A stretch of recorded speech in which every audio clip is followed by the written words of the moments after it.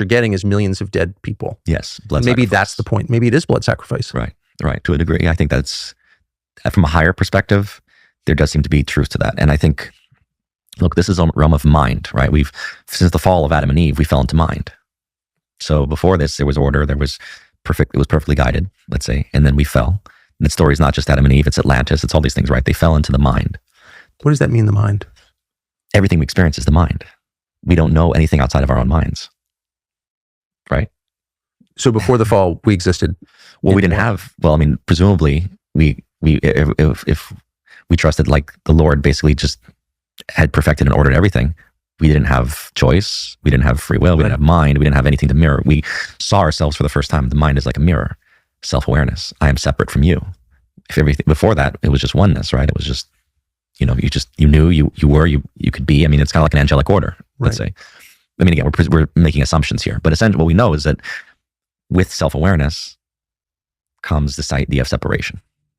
And so we're in a realm of mind where everything gets mirrored in some way. Every thought has to with manifest. Self-awareness comes separation. That is, the illusion of separation. Ultimately, I believe that we're all from the same oneness, and I believe it's God's universe. So there's really nothing to be afraid of, right? Because we're all, if we choose, we can ascend higher. We can go back to the light. But there's no. They say the illusion of separation is that it's just an illusion. Our ego feels separate. Our ego feels like, I'm me. This is my body. This is my name. This is what I've done. So that's why I say it's a battle between ego and higher self. Higher self is like, no, we're just instruments of the creator. I can let go of ego now. I don't have to feel like anything belongs to me. Anything I do is, not mine. Glory to the creator. We're just instruments here. We're just playing our roles. And, yes. Hopefully this is, I believe, this is all for our evolution and understanding and recognizing, hopefully developing more empathy, more compassion, more love. That should be, I think our goal on this planet. But yeah, in the realm of mind has to go somewhere. So if I have hateful thoughts, it has to go somewhere. Does it project? How does it, as we know, like if I have hateful thoughts or angry thoughts, it's going to be the way I treat my children, my loved ones, my family, my friends. It's going to go somewhere. It's going to go into war. It's going to manifest somewhere. Yeah. Right. And that's where we are still. We're in a place of strong polarity, right? Everything is being, as light as it is, as dark as it is in this realm. So it has, like, that energy has to go into war until we clean up our thoughts and stop hating each other. Until then, we're going to have war. But there's also a sense in which bloodshed, war, violence, killing is the food that keeps the dark energy. Yeah. But it starts with us. It starts with us. That's why I just say, like, the good news is they don't have any power unless we give it to them. If we give them power, if we give them attention, if we give them energy, if we feed them our fear, that's what Christ was saying. Let go of the fear. Just have faith. Let faith replace the fear. And that was what I had to go through in my, 2-3 year journey of, like, having these dark experiences and, like, being haunted by things that were, like, energetically tangible. My reality was like, okay, I surrender. Like, I surrender to the higher power. I have faith. So you can't have my soul because it doesn't belong to you. And I think that's the point, is if every one of us just in our own lives just takes inventory, okay, we have fears. It's, it's natural. Some fears are, like, deep, right? And paranoid. Others are, just existential. Like, there's a predator, there's a threat. Okay.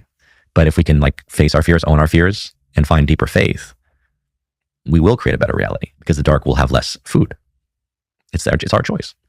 Does it feel like some social media are designed to inspire fear and hate? Of course.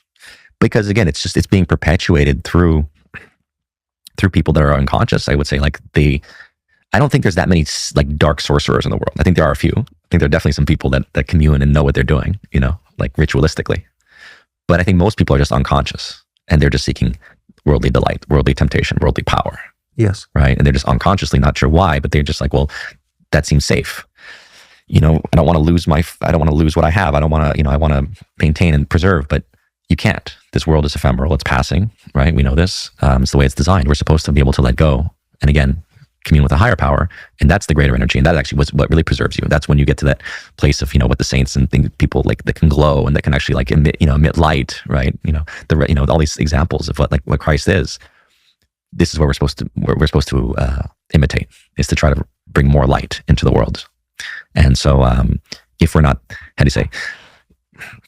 if people are not there, but they're putting out these things, they're just reflecting themselves. So a lot of these, going back to Hollywood, like a lot of these creators are just, that's the level that they're at. Their consciousness is at that level. Their consciousness is full of, their mind is full of, you name it, perversion, negativity, angst, fear. So they're perpetuating that. They're not coming from a higher modality. They're not coming from a higher place. But it's just, they can only reflect what they are. Do you think it's more obvious in Hollywood than in other places? At power centers. I mean, there's a lot of power centers. London is a power center. Hollywood's a power center. New York's a power center. I mean, every city is like a hub because how much energy gets, how do you say, like there's so many more people there. There's so much more attention. But obviously Hollywood is this magnifier of consciousness. And so I think that wherever the consciousness goes, even collectively, you could say, Hollywood shifts accordingly. I don't think Hollywood itself is, like they're sitting there going like, this is the way it is. It's like their barometer of where consciousness is. And so it's how do you explain it? It's almost like reflecting each other. They put out darkness. People want that. They feed into it.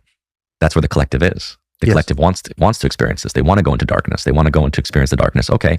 When you get to a certain point, you wake up. You say, I'm tired of the nightmare. And I think that's where we are. That's what the awakening means. I'm sorry. It's like people saying, okay, you know what? Enough of the nightmare. Let's change the story. And people rejecting Hollywood accordingly and saying, yeah, unless you guys shift the narratives, we're not going to watch your content anymore. The more we shift, the more Hollywood will shift. So it's a dance. Hollywood cannot survive without the audience. You cannot, drug dealers can't survive without the drug addicts. We collectively have to shift our consciousness and everything will change. I believe that.